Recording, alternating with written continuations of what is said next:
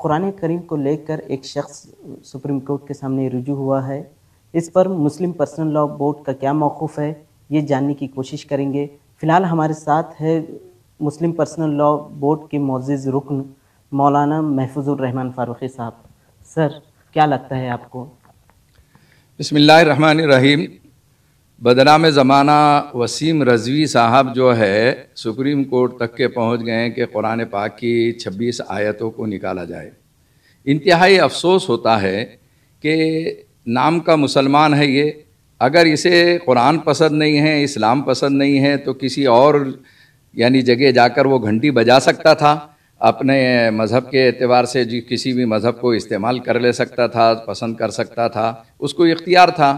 اسے اعتراض کا کیا حق حاصل ہے؟ پہلی بات تو یہ ہے. دوسری بات یہ ہے کہ ہر دور کے اندر قرآن پاک کے سلسلے میں اعتراض کرنے والوں نے اعتراض کیا تو قرآن نے خود جواب دیا کہ فاتو بصورت من مثلی، تم اس کی ایک ایسی صورت بنا کر تو لاؤ، ایک آیت تو بنا کر لاؤ. یہ چیلنج قرآن کا ہے، خود اللہ کا چیلنج ہے، اور یہ اللہ کی کتاب ہے. وَإِنَّهُ لَتَنزِيلُ رَبِّ الْعَالَمِينَ کہ اللہ کی نازل کردہ کتاب ہے، مقدس کتاب ہے. تمام مذاہب کے لوگ اس کا ادب اور احترام کرتے ہیں. سکھ بھائی ہمارے ادب اور احترام کرتے ہیں، ہندو بھائی ہمارے ادب اور احترام کرتے ہیں. تمام ہندوستان کے اندر رہنے والے سکھ بھائی کے علاوہ عیسائی بھی اس کا ادب اور احترام کرتے ہیں. افسوس ہوتا ہے کہ مسلمانوں میں ایسا ایک نطفہ حرام، ایک بدنام زمانہ شیعہ میں یہ کیسے پیدا ہو گیا. اچھا یہ دیکھیے کہ اس نے جو حرکت کی ہے اس پر شیعہ علماء بھی بہت زیادہ غم و غصے کا اظہار کر رہے ہیں. انہوں نے اعلان کر دیا ہے شیعہ علماء کرام نے کہ یہ اسلام سے خارج ہے، وسیم رضوی اسلام سے خارج ہے. اور یہاں تک کہ جذبات اور احساسات کا معاملہ ہے کہ شیعہ برادری کی خواتین نے اس کا پتلا جلا کر اپنے غم و غصے کا اظہار کیا ہے. تو all India Muslim personal law board کے معزز رکن ہونے کی وجہ سے میری تمام سے اپیل یہ ہے کہ اس میں اپنے جذبات اور غم و غصے کا ماحول کے اندر کوئی ایسا قدم نہ اٹھائیں کہ جس کی وجہ سے ہمارا قانون شکنی کا معاملہ ہو. ہم تمام مسلمانوں سے اپیل کرتے ہیں کہ وہ انتہائی صبر و تحمل کے ساتھ اگر کوئی کام کرنا چاہتے ہیں تو وہ عدالتی کارروائی کریں. وسیم رضوی کے خلاف میں آپ عدالت سے رجوع ہو جائیں، انشاءاللہ ہمیں انصاف ملے گا. جی قرآن مجید میں صفر حرف کی بھی ترمیم نہیں کی جا سکتی ہے. آپ کو کیا لگتا ہے کہ انہوں نے تو 26 سے زیادہ آیتوں کو ترمیم کرنے کے لیے یا اسے قرآن مجید میں سے نکالنے کے لیے کہا ہے؟ دیکھیے آج تک 1400 سال میں قرآن پاک کی جتنی حفاظت ہوئی ہے اور اللہ تعالیٰ نے خود اس کا اظہار کیا ہے اپنے کلام پاک کے اندر کہ اِنَّا نَحْنُ نَزَّلْنَا الذِّكْرَ وَإِنَّا لَهُ لَحَافِظُونَ، ہم نے اس قرآن کو نازل کیا ہے اور ہم اس کی حفاظت کرنے والے ہیں. اور قرآن کی حفاظت اس طریقے سے ہوئی ہے کہ چھوٹے چھوٹے معصوم بچوں، جوانوں اور بوڑھوں کے سینوں میں یہ محفوظ ہے، عورتوں کے سینوں میں محفوظ ہے. قرآن کی حافظہ عورت ملے گی، قرآن کا حافظ بچہ ملے گا، نوجوان ملے گا، بوڑھا ملے گا.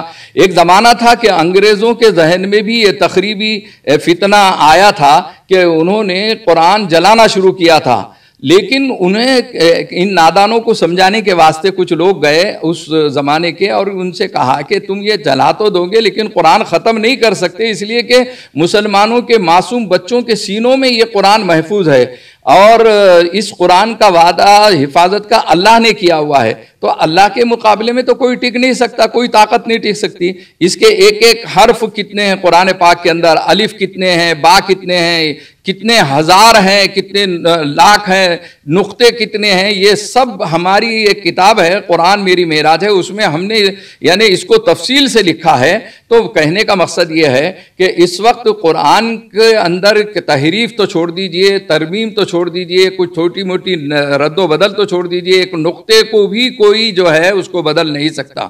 جی آپ کو کیا لگتا ہے کہ جو موجودہ حکومت ہے وہ وسیم رضوی صاحب جو ہے ان کی ان کا سپورٹ کر رہی ہے، کیونکہ یہ پہلے سے وقف بورڈ کے جو صدر بھی رہ چکے ہیں، تو کیا لگتا ہے آپ کو کہ کہیں نہ کہیں سرکار ان کے پیچھے ہے؟